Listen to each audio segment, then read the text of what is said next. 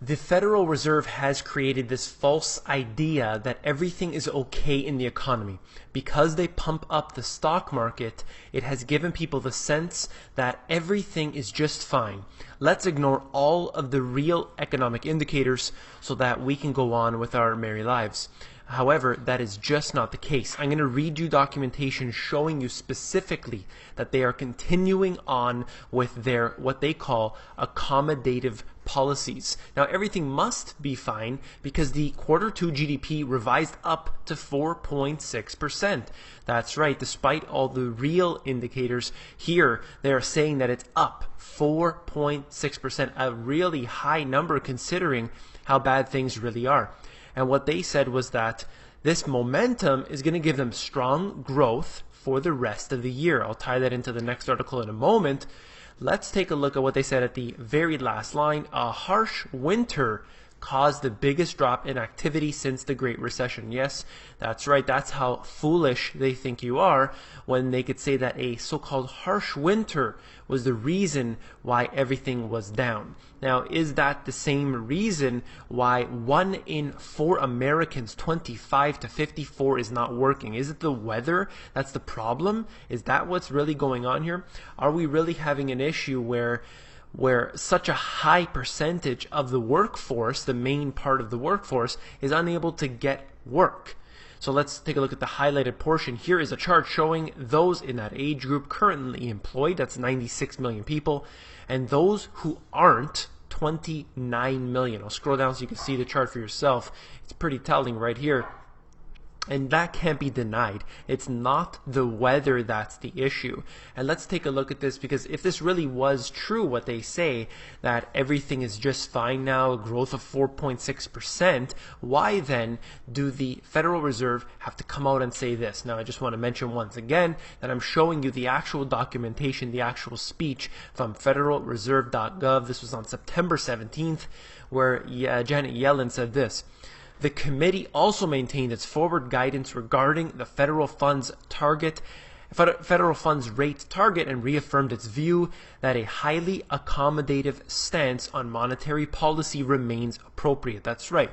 They're going to have to continue to keep interest rates low, and if they can, negative, and the real rate, of course, is negative when you factor in inflation, and this remains appropriate. Let's go down to the very end of the speech where she said this. So the story is, it's not that the Fed is behind the curve in failing to return the Fed funds rate to normal levels when the economy is recovered.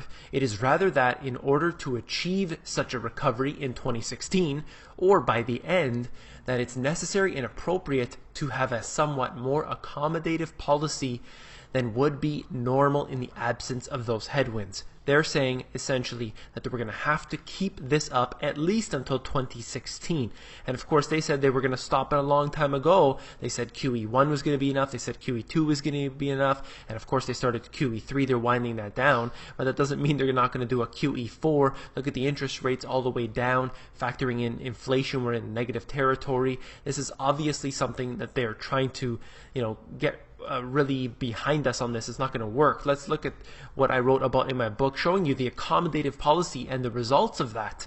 Look how high the balance sheet here, the monetary base, I should say, has gone up so dramatically just at the start of the financial crisis. So there was really not much happening up until 1971. Then you start a big swing upwards in the amount of debt they got in, but it was still a gradual increase.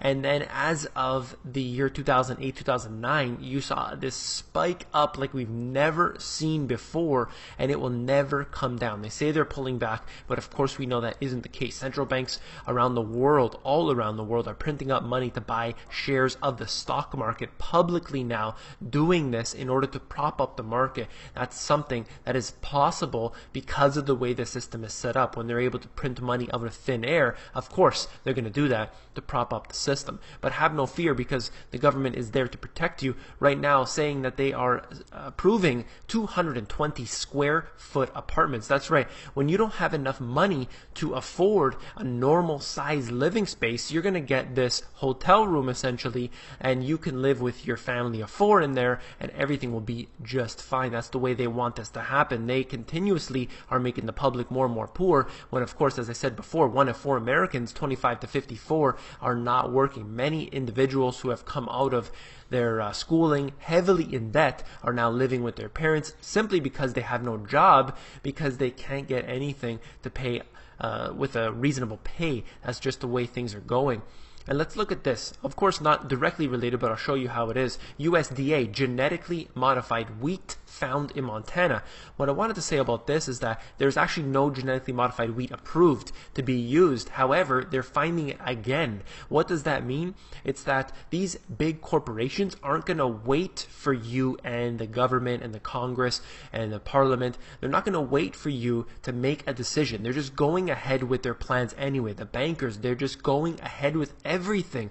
They are the ones who lobby the politicians, who are the alumni of these corporations. They follow themselves into the government structure. They make the laws that are allowing this to happen. But the matter of fact is that they don't even need to wait for the law, because here it is again. They're finding the genetically modified wheat, and it's happening right before our very eyes. We have no control over this. So that's when I say you have your money in the system. Your money is obviously there at basically ready and willing for them to be stolen from you. If you found this informative, please give me a thumbs up. And of course, don't forget to become an insider. It's where I give out all my best stuff for free. And that is at themoneygps.com. You scroll down to the bottom and you fill in your email address and you will be hearing from me.